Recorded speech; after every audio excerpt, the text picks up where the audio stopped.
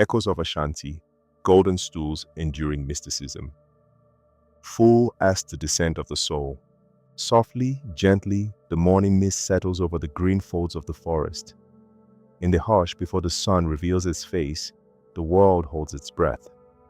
Somewhere beyond the curtain of fog, the sacred trees of Ashanti whisper among themselves. Each leaf sways not only to the rhythm of the breeze, but to the memory of a throne that fell not from human hand, but from the sky itself. In the realm of the Ashanti, the stool is not merely a seat. It is spirit. It is breath. It is ancestry, suspended between earth and sky. The golden stool, or Sikadwa coffee, came into being not through crafting but through summoning, a miracle summoned by Okomfo Anokie, the priest whose words shaped destinies and whose hand reached into realms unseen. The people gathered, the chiefs, the elders, the warriors, and the children all stood in reverent anticipation. They did not yet know what would descend, but they felt it. The stillness in the air was heavy with divinity. The silence was full of thunder. From the heavens, it is said, the stool emerged, not carried, not lowered, but appearing with a weightlessness that defied gravity, and yet bore the soul of an entire people. It was golden, radiant, and adorned with symbols not taught in any school but known to the spirit. It did not rest on the ground, for to do so would be to desecrate the ancestors. This was not an object. It was the soul of the Ashanti nation made visible. They say the stool holds the sunsum, the spiritual essence of the Ashanti, not only the living but the dead and the unborn, those who walk, those who sleep, those yet to arrive. All are present in the stool. It listens, it remembers, it breathes. When the Ashanti king, the Asante Hene, ascends, he does not sit upon the stool. No one does. Instead, he sits beside it in deference.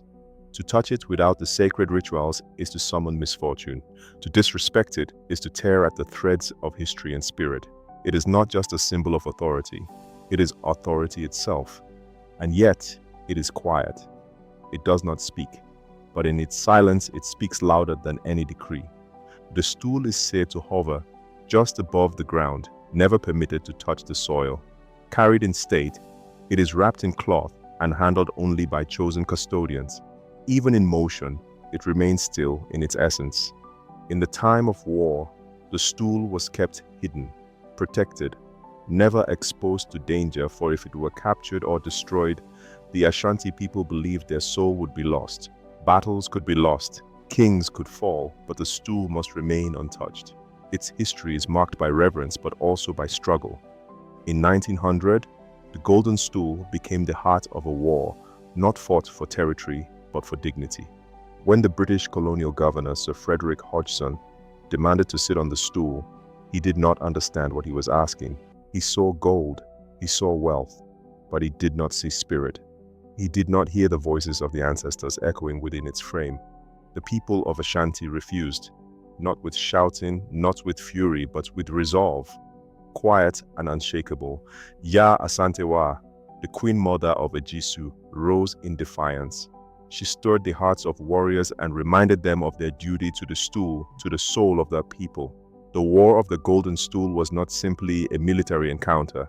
It was spiritual defense. It was ancestral defense. It was the soul guarding itself. Though many fell, the stool remained untouched. The British never found it. It was hidden with care, wrapped in silence and leaves, watched by those who knew its heartbeats. The people guarded not gold, but identity, not an artifact, but essence. Even now, the stool resides not in a museum, but within sacred chambers. Its presence is unseen, but always felt. During royal ceremonies, it emerges swathed in cloth, cradled in reverence. Its appearance signals the binding of past, present, and future. To be Ashanti is to know the stool not with eyes, but with spirit. Each carving along its side tells a story, though no written record can capture its full meaning. Each curve is a river, each mark is a drumbeat, each shape echoes a proverb whispered by elders beneath the moonlight. The stool is not simply remembered, it is lived. In everyday life, smaller stools echo its form. Families have stools that carry the spirits of their own ancestors. When an elder passes, A stool is blackened, sanctified, and placed within the ancestral shrine. The household's memory becomes part of the eternal story, and still, the golden stool remains singular, untouched, unchallenged. When the Ashanti is enthroned, he is not simply chosen, he is connected. The stool confirms his right, not by election or inheritance alone, but by alignment. His spirit must harmonize with the stool's memory. It is a sacred test, a weighing of soul. Even after death, the stool remains the center of ritual. It is bathed, it is spoken to, it is danced before. Songs rise into the night, praising it not as an object, but as a living witness. And in that witness, it remains eternal. Ashanti history flows around it like a river around a stone. The world changes. Empires rise and fall. Roads are built. Towers crumble. But the stool does not move. It remains, suspended in memory and reverence. In the stillness of the night, if one listens closely, one might hear its presence. A whisper? Perhaps. A drumbeat echoing across the hills. A feeling that something greater watches in silence. The golden stool is more than gold, more than history, more than myth. It is the collective breath of a people who know who they are. It is the echo of a soul that refuses to fade. The spirit of kingship and sacred custodianship. The golden stool does not rule, it reigns. It does not speak, it is heard. It does not command, yet it is obeyed. In the Ashanti worldview, kingship is not about domination. It is not about the assertion of personal will. It is about harmony. It is about alignment. The Asante Hena, the king of the Ashanti, is not a man above men. He is a servant of the ancestors, a guardian of spirit, a reflection of the stool's will. The stool comes first, the king comes second.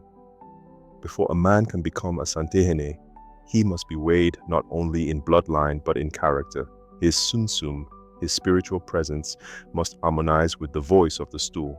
This harmony is tested through rituals, divinations, and ancestral consultation. His suitability must echo through time, not just through politics.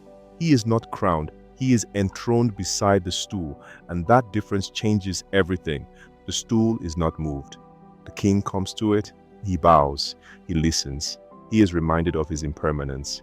His duty is not to himself, but to the soul of the Ashanti people. His greatness lies in submission to something eternal. In that submission, he finds power, not power over others, power to carry the weight of memory. The king becomes the voice of the ancestors, not their replacement. He becomes a vessel, a mouth through which older truths may rise again in the present. Each word he utters must carry the weight of the stool's silence. To rule is to serve. To reign is to remember. The Asante hen wears robes that shimmer with kente, each pattern a woven proverb, each thread a whisper of the past. His speech is not casual, his movements are choreographed in the rhythm of sacred time. Even his breath is measured, not just for the world he sees, but for those watching from beyond the veil. The king is never alone. Beside him, always are the caretakers of the stool, the custodians, the invisible circle of guardians who serve not the man, but the soul. These are the Nananum Mpanyimfo, the ancestral elders. They guide, they protect, they remember. The stool itself is watched over by its own attendants, the Entaherafo and Nkonwaswafo. These are not servants in the modern sense, they are keepers of eternity. They perform the sacred rites, they preserve the silence, they touch the stool only in cloth, and only after ritual purification. They know what it means to hold history in their hands. To touch the stool is not to lift gold, it is to cradle breath. It is to hold the weight of unborn generations.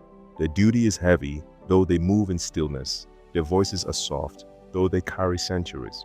At certain times, the stool is bathed, not in water but in rituals of libation. Palm wine is poured. Prayers are whispered. The ancestors are invoked, not as memory, but as presence. The stool is spoken to as one would speak to a revered elder. It is listened to in silence. It is honored in movement. It is trusted without question. The stool's power is not in what it does, but in what it holds. It is said that even if the palace falls, even if the crown is lost, as long as the stool exists, the nation lives. In every generation, there are those who rise to challenge or disrupt. but none dare violate the stool. To do so would be to sever oneself from the flow of spirit and time. It is unthinkable. Even enemies respect its mystery. During times of succession, conflict sometimes brews, families vie for influence, factions stir, but the stool remains the ultimate decider. Priests, linguists, and diviners are consulted. They read the spirit, they read the symbols, they ask the stool, and the stool answers, not in words, but in signs. The new king is chosen not merely by elders, but by something deeper. If he aligns, the stool accepts him. If not, the people wait. The throne remains vacant. No one sits until the spirit agrees. The stool is not bound by time. It exists outside the rush of events. It is consulted in joy and in mourning. When the Ashanti dies, he is not buried like ordinary men. His passing is a return. His stool is blackened, placed in a sacred stool house and venerated alongside his predecessors. The blackened stools are not forgotten relics. They are living presences, spirits enshrined in wood and soot. They speak in the rituals. They are fed with libations. They are danced for, sung to, remembered through movement and breath. Each new Ashanti sits beside not one stool, but the memory of all who came before. Their whispers shape his days. Their judgment lingers in his dreams. This is not monarchy as the world knows it. It is not lineage. It is not blood alone. It is spirit. It is listening. It is obedience to the unseen. To be king is to carry silence with dignity, to reflect light without overshadowing the source, to protect the stool even from oneself. And so, in every act of governance, in every festival, in every trial and celebration, the golden stool remains at the center, often hidden, often veiled, yet always present. When the king dances, the stool watches. When the people sing, the stool listens. When a child is born, the stool welcomes. The custodians continue their work in quiet devotion. They carry history on their shoulders. They preserve more than tradition. They protect identity itself. In their hands, the spirit of a nation is guarded not with weapons, but with reverence. And in that reverence, the stool endures. Symbols of silence, meaning beyond form. There are moments in life when silence speaks louder than words, when symbols carry the weight of centuries, when a form carved in stillness echoes with the voices of those long departed. In Ashanti tradition, these moments are not rare. They are built into the very fabric of existence. And at the center of them stands the golden stool. Its shape is simple, a gently curved seat resting on 5 sturdy pillars. No throne of conquering kings, no monument to personal glory. Its simplicity is deceptive. Every curve, every angle, every surface carries meaning. Its silence is dense. It does not tell stories, it becomes them. The 5 supporting pillars beneath the stool are said to represent unity, balance, and the foundational values of the Ashanti people. They stand as reminders that the nation rests not on a single man, but on the harmony of many. Family, elders, warriors, priests, ancestors, all are part of the unseen architecture that holds the soul aloft. The arch of the seat curves not upward in arrogance, but downward in humility. It welcomes the spirit. It receives memory. It bows to something greater. And then there is the gold. To outsiders, the stool may seem simply a treasure, a symbol of wealth. But for the Ashanti, gold is not for vanity. Gold is sacred. It reflects the sun. It channels divine energy. It represents purity, incorruptibility, spiritual power. The stool shines not to dazzle the eye, but to awaken the soul. Ashanti goldwork is more than adornment. It is language. It speaks in patterns. It flows like proverb. And upon the stool, it is said, these patterns carry sacred knowledge, hidden messages for those with eyes attuned to spirit. There are no written instructions on how to read the stool. The language it speaks is one of intuition, of silence, of spiritual fluency. The elders know, the priests know, the initiated feel its resonance deep in the bones. Ashanti culture is rich in adinkra, ancient symbols that encode complex truths. Though not inscribed directly onto the golden stool itself, these symbols guide the worldview that created it. Each one carries a world within a single form, a coiled spiral for energy and independence. a clenched fist for strength and unity, a repeating motif for infinity and continuity. These are not decorations, they are wisdom made visible. And so it is with the stool. Its form is not embellished because it does not need to be. Its silence contains every song. Its stillness contains every movement. It is the original Adinkra, the great symbol from which all others emerge. In the presence of the stool, no voice is raised. The linguist, or Okyem, who speaks on behalf of the king, chooses his words with ritual precision. No one addresses the stool directly. One speaks around it, near it, in awareness of it. The air near the stool is heavier. The heart beats differently. Time itself slows. During festivals like Adekisi, the stool is honored through ritual and procession. But even in celebration, it is never touched with bare hands. Cloth wraps it, incense surrounds it, sacred words shield it. The people do not cheer in its presence, they bow, they move in rhythm, not frenzy. Their joy is deep, meditative, ancestral. In the Akan understanding, power that is loud is often shallow. True power, like the stool, moves in quiet. It endures without shouting. And so the stool becomes a teacher. It teaches that leadership is not noise, but presence. That dignity is not spectacle, but restraint. That sacredness lies not in grandeur, but in attention to meaning. Every young child raised in the Ashanti tradition learns to recognize the image of the stool, not as a picture, but as a feeling, a memory, a heartbeat. Even if they have never seen the real stool, they feel it. It dwells in proverbs, it dances in lullabies, it lives in the way elders cite, the way greetings are spoken, the way rituals are performed. Across Ashanti lands, carved wooden stools appear in shrines and homes. They are never sat upon casually. Each family has its own ancestral stool. When an elder dies, their stool is blackened with smoke and placed in the family shrine. From then on, that stool becomes a conduit, a meeting place between the living and the dead. The stool is not just national, it is personal, it is local, it is intimate. But the golden stool is singular. It binds all other stools. It connects all lineages. It is the axis around which identity turns. Its presence reminds the Ashanti that they are never alone, that they are never unrooted, that even in diaspora, even in modernity, even in struggle, the spirit remains whole. The stool is not in exile. It waits, it watches, it endures. In Ashanti belief, the stool can never be replicated. To do so would be spiritual fraud. Only one golden stool exists, and it must remain whole. Even the thought of division or sale is abhorrent. In times of political tension or social change, the stool has remained above faction. No group, no movement, no ambition has been allowed to claim it. It belongs to all Ashanti. It belongs to the ancestors. It belongs to the spirit. That belonging is what gives its power, and that power is quiet, immovable, undeniable. As the world spins faster, as screens flicker and voices rise, the golden stool remains. In a silent room, wrapped in reverence, breathing the slow rhythm of time. It does not ask for attention, it simply continues. Its lesson is clear. That which is most sacred often appears in stillness. That which is most enduring often speaks without sound. The golden stool is not merely a relic, it is a mirror, and in that mirror the Ashanti see not only their past, but the shape of their spirit. The war of the soul, Ya Asantewa, and the colonial reckoning. There are moments when silence is no longer enough, when reverence must rise into resistance, when the sacred must be defended not only in ritual, but in blood. The year was 1900.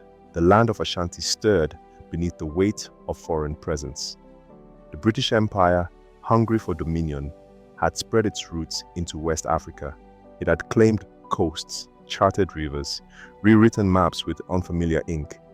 But in the heart of the forest, in Kumasi, the soul of a people still breathed quietly in gold and spirit. The British governor, Sir Frederick Hodgson, misunderstood that breath.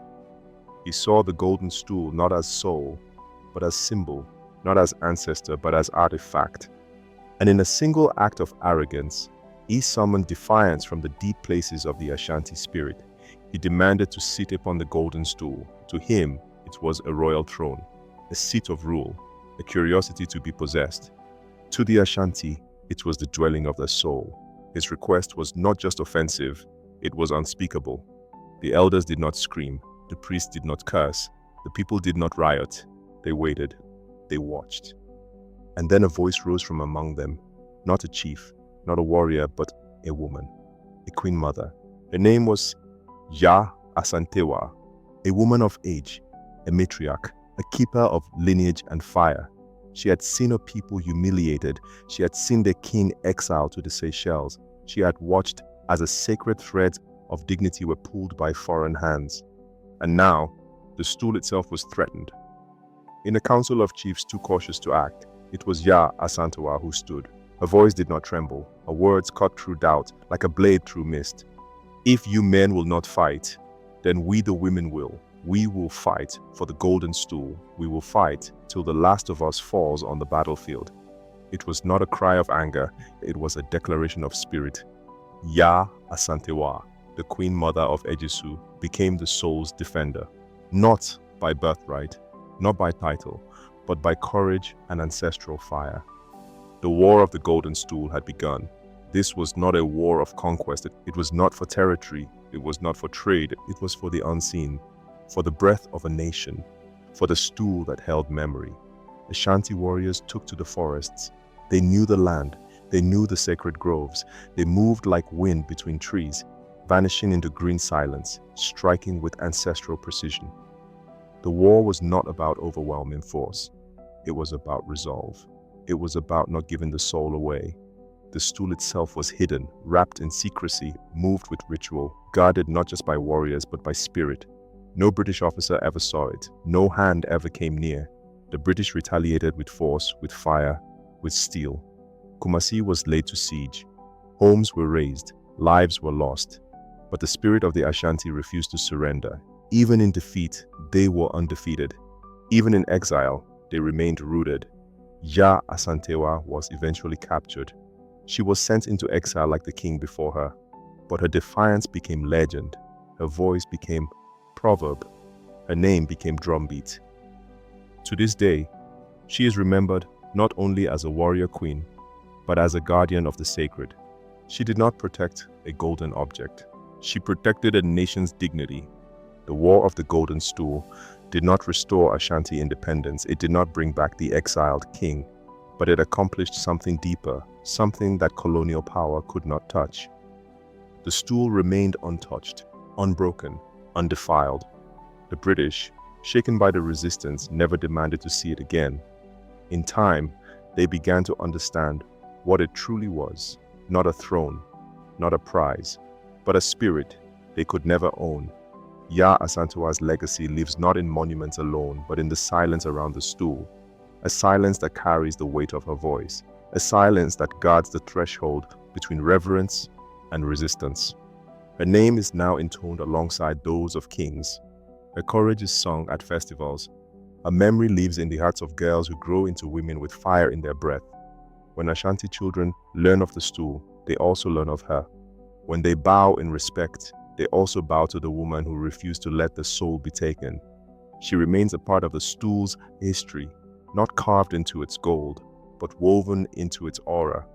In sacred memory, there are no ranks, only presence, and she is present still. In every act of resistance that begins in silence, she walks. In every decision to honor the unseen, she watches. And in every moment when the soul must be defended, she rises. Ya Asantewa did not fight for glory. She fought because the stool could not fight for itself. And so her hands became the stool's hands. Her voice, the stool's warning. Her body, the soul's shield. The war has ended. The colonizers have gone. But her war, the sacred war of dignity and spirit, continues in the hearts of those who remember. And the stool remains, quiet, whole, and unyielding. Living symbols. The golden stool in contemporary Ashanti identity. The world has changed. Roads stretch where foresters once whispered. Cities rise where shrines once stood in solitude. The rhythm of life now moves to electric pulses and glowing screens. But in the heart of Ashanti, one thing remains untouched by time. The golden stool still hovers. still breathes, still listens. To speak of the stool today is not to speak of the past, it is to speak of now. For the stool is not a relic.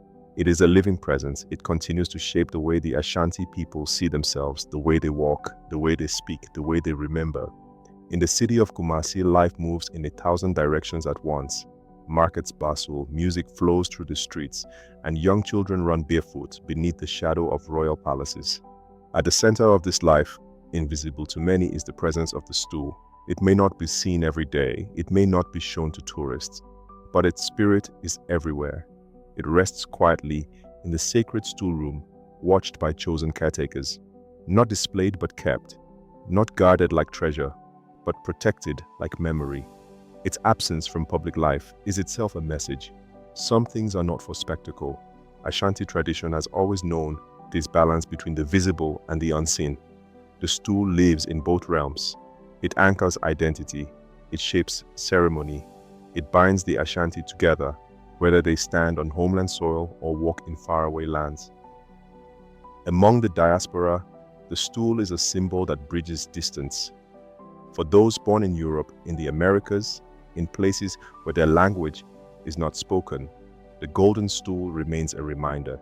It tells them that their origin is more than a name, it is spirit, it is breath, it is belonging.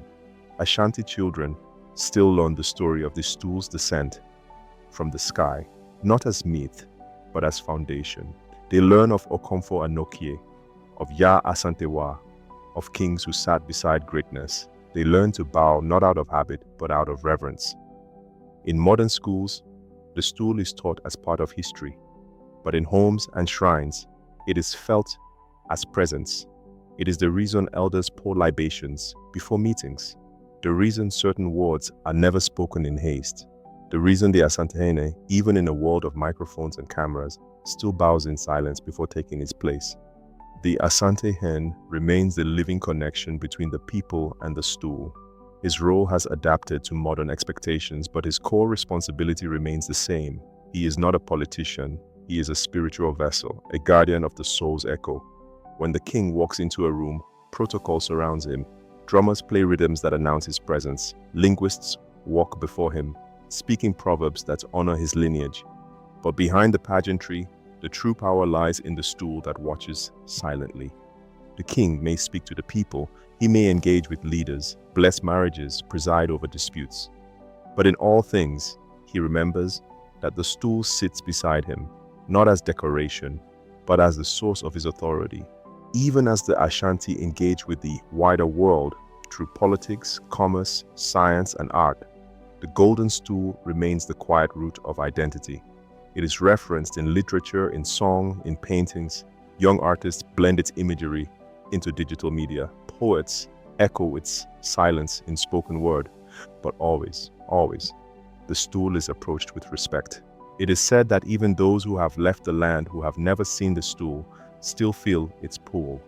It is a reminder that one's soul cannot be forgotten, even in exile, that history lives in the bones, that memory cannot be erased by distance.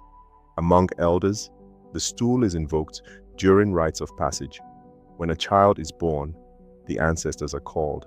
When the dead are mourned, the stool is remembered. At weddings, festivals, and coronations, the stool is not physically present, but its aura shapes the ceremony. Each ritual gesture, a bow, a pour of palm wine, a silence before a drum beat, remembers the stool. Even politics, which often moves far from tradition, cannot escape its influence. When disputes arise, when direction is needed, leaders often seek the counsel of the Asantehene, not because of his legal power, but because of his connection to the stool.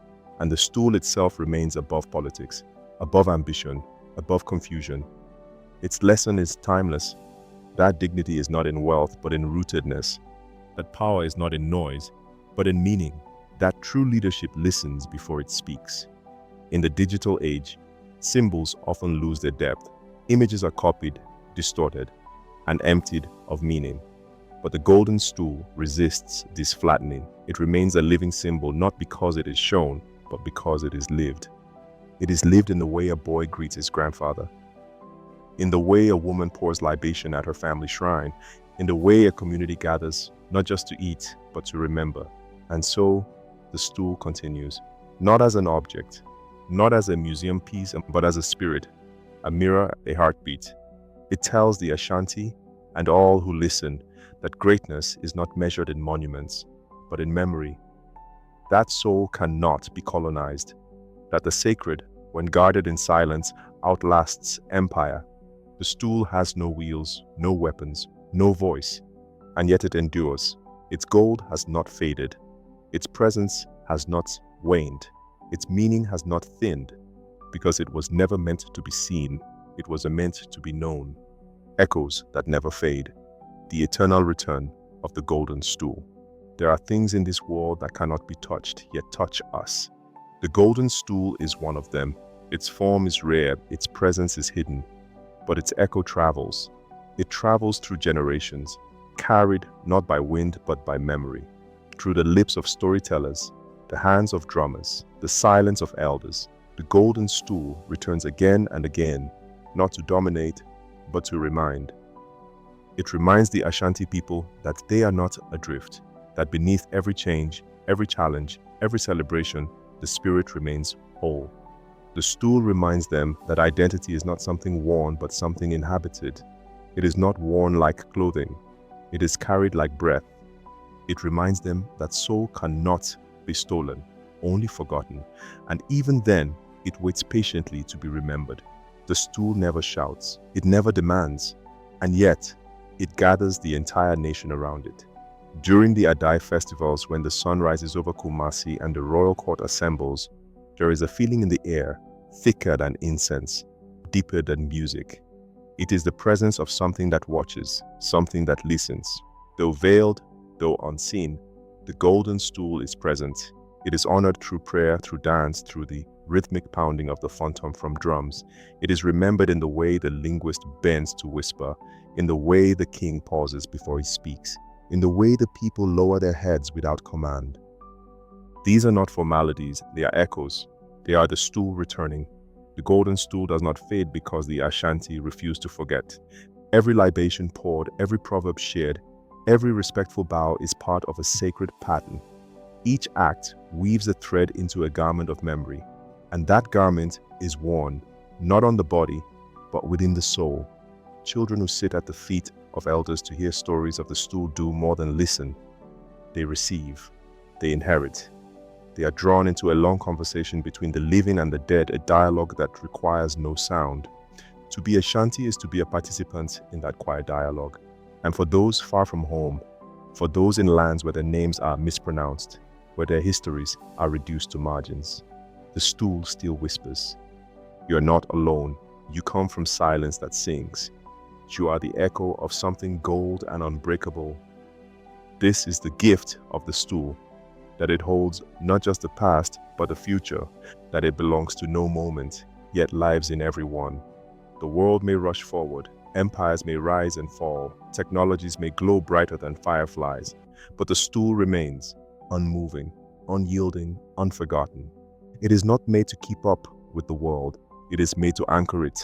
And in this anchoring, the Ashanti people find stillness. The stool does not offer solutions. It offers presence, it offers grounding. It tells them to return, not just to land, but to essence. That return is not always physical. Sometimes it is a whisper in a dream, a moment of calm in the storm, a deep breath taken before speaking. The stool is in those moments. It is in every act of dignity, every step taken with purpose, every silence that holds truth. In the end, the Golden Stool is not just about the Ashanti. It is about all who carry memory in their bones, all who remember that their value does not lie in what they own, but in what they are. It speaks to anyone who has ever stood between the world and the sacred, anyone who has chosen silence over spectacle, ritual over routine, reverence over rush. The stool reminds us that what is most powerful is often unseen, what is most enduring is often still, what is most sacred is always carried carefully. And so, even now, as the night stretches over Kumasi and stars begin to hum softly in the sky, the stool remains, wrapped in cloth, surrounded by memory, guarded by silence. But it is not sleeping. It is listening. It is remembering. It is waiting. For as long as its people remember, as long as even one voice speaks its name with reverence, the stool will return. Not with noise, but with presence. Not in fire, but in gold. Not in form, but in soul.